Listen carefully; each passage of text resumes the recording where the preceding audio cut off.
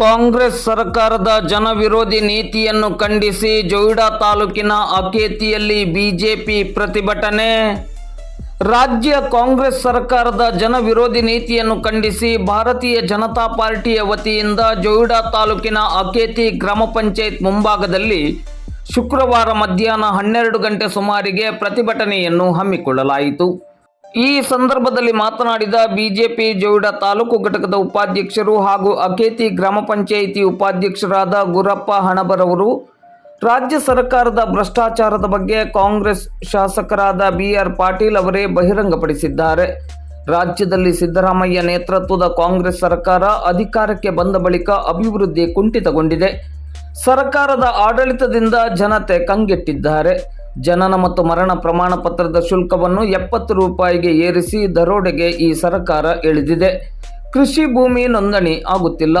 ಬಡವರಿಗೆ ಹಕ್ಕುಪತ್ರ ನೀಡಲಾಗುತ್ತಿಲ್ಲ. ವೃದ್ಧಾಪ್ಯ ವೇತನ, ಸಂಧ್ಯಾ ಸುರಕ್ಷಾ, ವಿಧವಾ ವೇತನ ಕಾಲಕಾಲಕ್ಕೆ ಬರುತ್ತಿಲ್ಲ. ಆಶಾ ಕಾರ್ಯಕರ್ತರ ವೇತನ ಈವರೆಗೆ ಹೆಚ್ಚಿಸಿಲ್ಲ. ವಿದ್ಯುತ್ ದರ ಏರಿಕೆ ಮಾಡಲಾಗಿದೆ.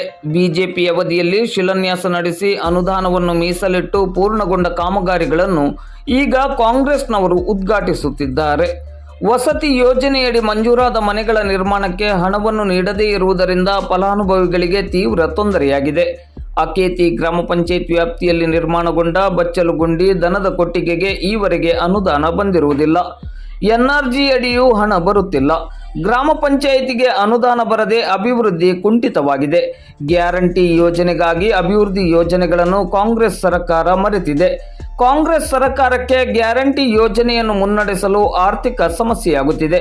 ಈ ಸರ್ಕಾರ ಆಡಳಿತಕ್ಕೆ ಬಂದಾಗಿನಿಂದ ಒಂದಲ್ಲ ಒಂದು ಸಮಸ್ಯೆಗಳಿಂದ ರಾಜ್ಯದ ಜನತೆ ಬಸವಳಿದಿದ್ದಾರೆ. ಭ್ರಷ್ಟಾಚಾರದಲ್ಲೇ ಮುಳುಗಿರುವ ಕಾಂಗ್ರೆಸ್ ಸರ್ಕಾರದಿಂದ ಅಭಿವೃದ್ಧಿ ಶೂನ್ಯ. ರಾಜ್ಯದ ಕಾಂಗ್ರೆಸ್ ಸರ್ಕಾರದ ಭ್ರಷ್ಟ ಆಡಳಿತವನ್ನು ಭಾರತೀಯ ಜನತಾ ಪಾರ್ಟಿ ತೀವ್ರವಾಗಿ ಖಂಡಿಸುತ್ತದೆ ಎಂದರು. ಅಕೇತಿ ಗ್ರಾಮ ಪಂಚಾಯತ್ ಅಧ್ಯಕ್ಷೆ ಪಾರ್ವತಿ ಗಾವಡೆ ಅವರು ರಾಜ್ಯದ ಕಾಂಗ್ರೆಸ್ ಸರ್ಕಾರದಿಂದ ರಾಜ್ಯದಲ್ಲಿ ಅಭಿವೃದ್ಧಿ ಕುಂಠಿತಗೊಂಡಿದ್ದು ಬಡ ಜನತೆ ಸಂಕಷ್ಟದ ಪರಿಸ್ಥಿತಿಯಲ್ಲಿ ಇದ್ದಾರೆ ಎಂದು ರಾಜ್ಯ ಸರ್ಕಾರದ ವಿರುದ್ಧ ತಮ್ಮ ಆಕ್ರೋಶವನ್ನು ವ್ಯಕ್ತಪಡಿಸಿದರು. ಈ ಸಂದರ್ಭದಲ್ಲಿ ಗ್ರಾಮ ಪಂಚಾಯತ್ ಸದಸ್ಯರಾದ ಶ್ರೀನಾಥ್ ಮಳಿಕ್, ಬಿಜೆಪಿ ಪ್ರಮುಖರಾದ ಮಹಾದೇವ್ ಗೌಡ, ಪ್ರಮೋದ್ ದಳವಿ, ಕೃಷ್ಣ ಗಾಂವ್ಕರ್, ರಾಜ ಹಣಬರ್, ದಿನೇಶ್ ಗುರವ್, ಅಪ್ಪು ಪವಾರ್, ಗಣೇಶ್ ಹಾಗೂ ಪಕ್ಷದ ಕಾರ್ಯಕರ್ತರು ಮತ್ತು ಸ್ಥಳೀಯ ಸಾರ್ವಜನಿಕರು ಉಪಸ್ಥಿತರಿದ್ದರು. ಕಾಂಗ್ರೆಸ್ ಸರ್ಕಾರಕ್ಕೆ ಭ್ರಷ್ಟ ಸರ್ಕಾರಕ್ಕೆ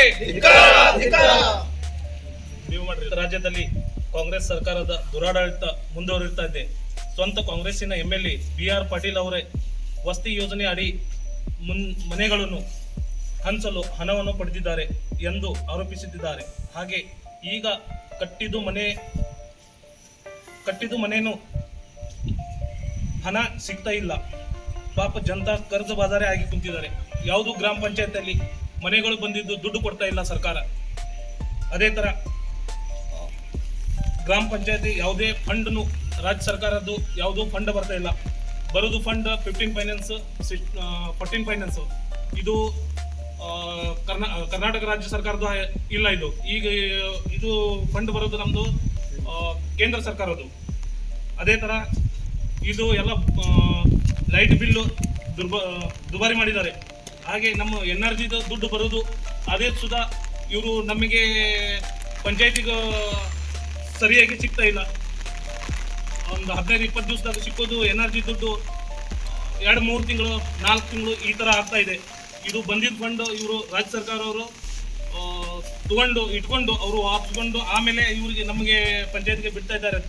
ಇದು ಗ್ಯಾರಂಟಿ ಬಂದ ಮೇಲೆ ನಮ್ಮ ಜನಕ್ಕೆ ಭಾಳ ತೊಂದರೆ ಆಗ್ತಾ ಇದೆ. ಗ್ಯಾರಂಟಿ ಅಂತ ತೋರಿಸೋದಷ್ಟೇ, ಉಳ್ಕಿದೆಲ್ಲ ನಮ್ಮದು ಪೆಟ್ರೋಲ್ದು ಡಬಲ್ ರೇಟ್ ಮಾಡಿದ್ದಾರೆ, ಗ್ಯಾಸ್ನು ಡಬಲ್ ರೇಟ್ ಮಾಡಿದ್ದಾರೆ. ಮತ್ತೆ ಎಲ್ಲ ದುರ್ಬಳಕೆ ಮಾಡಿಕೊಂಡು ಈ ಸರ್ಕಾರ ಪಂಚತಂತ್ರ ಅಂತ ಸ್ಕೀಮ್ಸ್ ತಂದಿದ್ದಾರೆ. ಅದು ಪಂಚ ಗ್ಯಾರಂಟಿ ಇದೆ ಅಲ್ಲ, ಅದು ಎಲ್ಲ ದುರ್ಬಳಕೆ ಮಾಡಿಕೊಂಡು ಕಾಂಗ್ರೆಸ್ ಸರ್ಕಾರಕ್ಕೆ